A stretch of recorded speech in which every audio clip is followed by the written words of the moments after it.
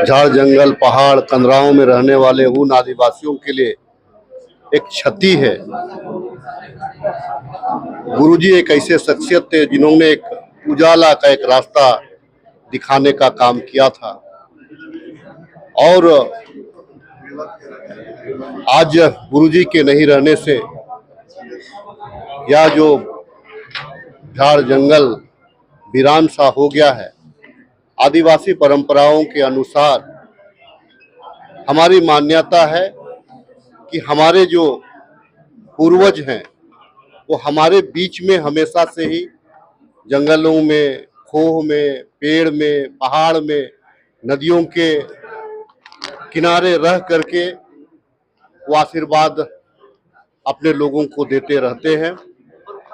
हम प्रार्थना करते हैं कि गुरुजी का जो संकल्प है, गुरुजी का जो इच्छा थी इस प्रदेश के लिए, यहाँ के आदिवासियों के लिए, उसको हम सभी मिलजुल करके उसको साकार करें और एक अदम्य साहस का परिचय जिस प्रकार से उन्होंने अपने ही समाज के अगेंस्ट में कि जो एक प्रथा है खाने पीने की, हड़िया शराब की, उसको बंद कराने का जो मुहिम छेड़ा, ये निश्चित तौर से एक समाज को एक आईना दिखाने का एक जो दिखाया, आईना दिखाया, उसको समाज कभी नहीं भूल पाएगा।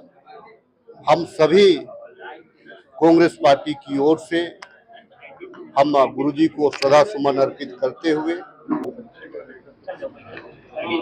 जल जंगल जमीन की लड़ाई, गरीब दलित पिछड़ा आदिवासी अल्पसंख्यकों को हक दिलाने की लड़ाई कांग्रेस पार्टी संकल्प ली है। उनके अधूरे काम को हम सब मुकाम तक पहुंचाएंगे, एक लक्ष्य तक पहुंचाएंगे। और कांग्रेस पार्टी मांग करती है उनके संघर्ष और संघर्ष के परिणाम को देखते हुए कि भारत सरकार उन्हें भारत रत्न प्रदान करे और उनके नाम पर इस राज्य में जो वह कई विश्वविद्यालय जो ऐसे नामों पर है जिनकी कोई यहाँ बुनियाद तक नहीं है, उनके नाम पर विश्वविद्यालय गठित हो।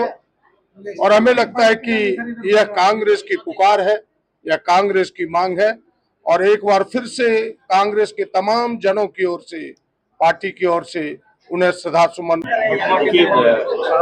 हम सबके अभिभावक राज्य विधाता आदरणीय गुरुजी अभी दुनिया में नहीं रहे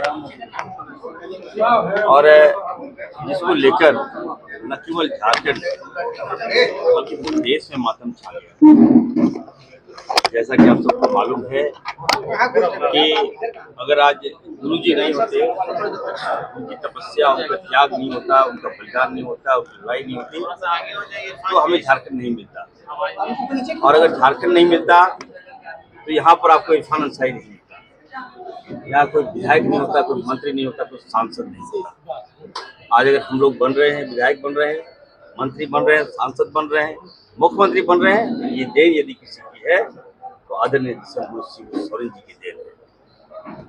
मैं बताना चाहता हूँ कि चिलूरी कांड हमारे जामताड़ा से शुरुआत हुआ है और उस समय की लड़ाई में शिबू सोरेन जी और फुरकान साहब बहुत बड़ी भूमिका रही है। पूंजीपतियों के खिलाफ, सूदखोरों के खिलाफ गुरुजी आए थे और जब आए थे तो लोगों को विश्वास हुआ ये व्यक्ति कौन है।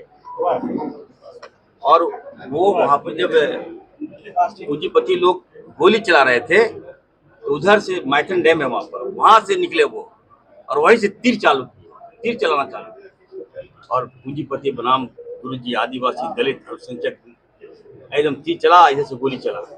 उसी समय से लोग जाने कि गुरुजी कौन है, जीवनदाता कौन है, गरीब की रक्षा करने वाला कौन है, वहीं से पहचान है।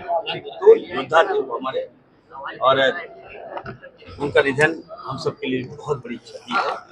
उनकी क्षति कभी हम लोग पूरा नहीं कर पाएंगे। मैं देश के राष्ट्रपति महामहिम राष्ट्रपति महोदया से और प्रधानमंत्री नरेंद्र मोदी से मांग करता हूं कि अति शीघ्र, जल्द से जल्द, विलंब ना करें, गुरुजी को भारत रत्न का अवार्ड दिया जाए, ये कांग्रेस पार्टी की मांग है।